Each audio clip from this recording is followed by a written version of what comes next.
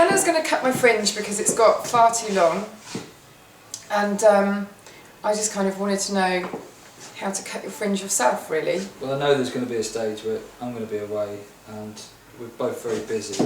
This does happen a lot when you've got a fringe that's kept at the right length, rather than cutting it too short and then it grows in after a week or two.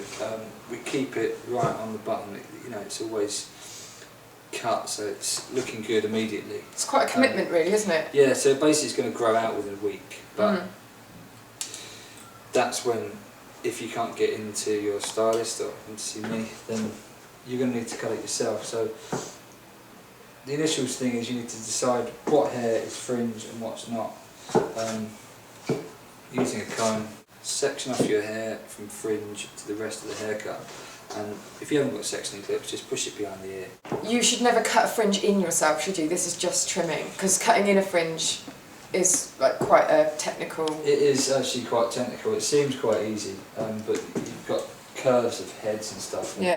I would never recommend anyone trying this if you're not very good at this sort of thing. If you're not very delicate, if you're not very good at holding scissors, you know, just don't bother. Just don't try it. And a lot of kind of salons, you can kind of pop in to get a fringe cut, and and you won't have to book or anything, will you? Most big places these days let you go and get your hair cut for nothing, fringe cut for nothing, and they'll give you a consultation on the rest of your hair. All you have to be careful of is getting someone different to cut your fringe, because every hairdresser is different. We all do things very differently. So try and go to someone that you trust. What are you going to do? What's the first kind of step?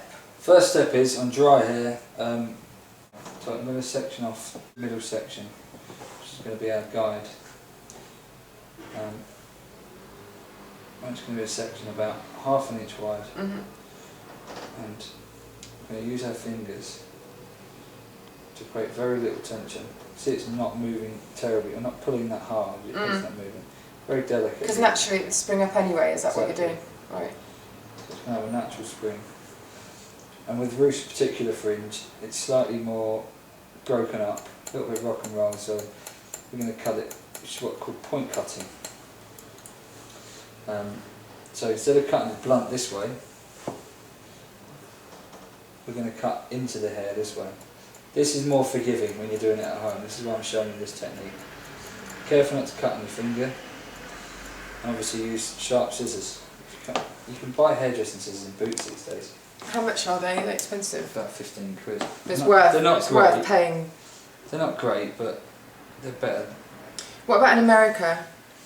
Does Dwayne Reed do hairdressing scissors? Oh no, Ricky's, wouldn't it? Yeah, Ricky's, you can buy some quite good ones for about $27. Okay.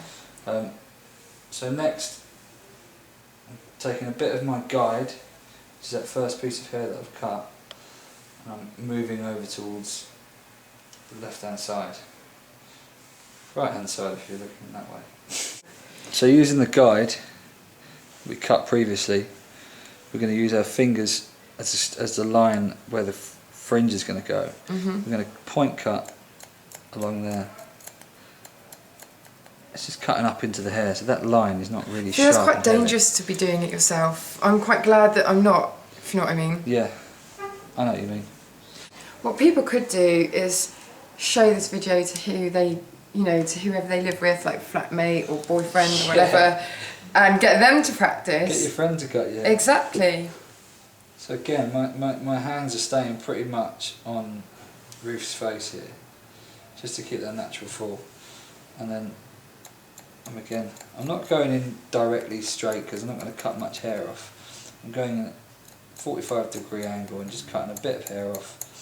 Just chipping away at the length so it's not a straight line. We don't want that heaviness, not on this. We want it to keep soft. You see we're getting there. And what even I do myself is I start getting a bit of the length away. Obviously we've taken just about an inch off this side, but it's still quite long, so we can always go back in and cut more. And I suppose that's the thing. Don't try and do it in one sitting, that's the thing. Just, you know, even if you go away and cut it the next day and go, it's still a bit long, it's the worst thing is having a short fringe. because you can lose a lot of confidence through it. Especially if you... It messes with the proportions of your face quite a lot, doesn't it? It can do. There are no rules with fringes, but you know, everything's very visual. Just repeating what I did on the other side basically.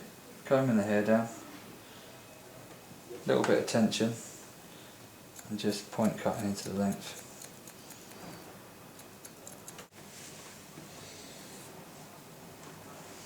As you come around the curve here, you still want to keep that straight line. See where the scissors are? The line will follow right round. So you follow the line round, keep your fingers in line with everything, and just cut, softly point cutting.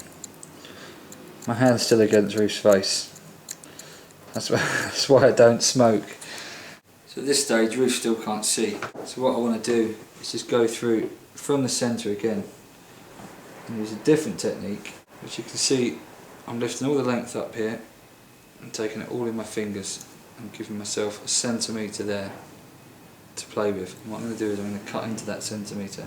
So now you can move it away from the face once you've got that general, once you've got the shape. Once the shape's there, we can then break up the line. This detailing is what's quite difficult, because everything I put in here, lifted up this way, you'll see in a different angle when it's brushed down, and you will lose some length at this stage. So, but people could just do the first stage to the length that they kind of require, couldn't they? Yeah. And then stop if they were nervous about. Exactly. Cut that bit out. I can see clearly now, my fringe has gone. It's important to move around the fringe as well to make sure it's working. And even take the hair down to check where we're at with everything. I didn't realise actually how much of a commitment it would be, because literally it's even within a couple of days you start feeling the fringe growing. You know, like you don't notice on the rest of your hair. Riveting piece of information well, it's for true. viewers there. I've never had a fringe myself, but I feel well, we just need to assess everything, make sure everything works. Look at that shimmering colour. Beautiful. I mean, the other thing I was doing, because in my studio here we've got lots of natural light and we've got the mirrors to bounce the light and everything. Make sure when you cut it, you keep the light even. Try and get somewhere where the light's even, maybe in front of you, not behind you. Lighting is really important when you're doing something as delicate as a cut and a fringe. It has to visually work. Do you understand? It's everyone's face is different. Everyone's eyes are not necessarily Some the people same, suit the very kind of clean, straight lines, exactly. but I think it's not very forgiving, is it? Not at your age, anyway.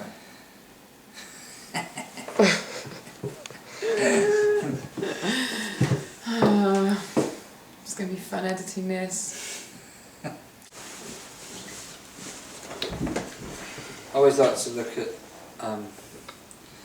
Bodies?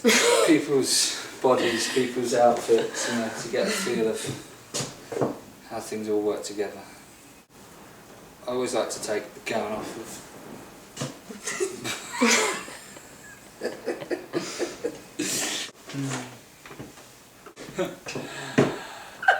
I always like to undress my clients. Perfect. Thank you, Kenna. The new look for 2011. Oh. Thanks, Mum. The new It's nice for it to be out Ruth of my eyes. Crilly for 2011. 2011. Thanks, Kenna. Pleasure.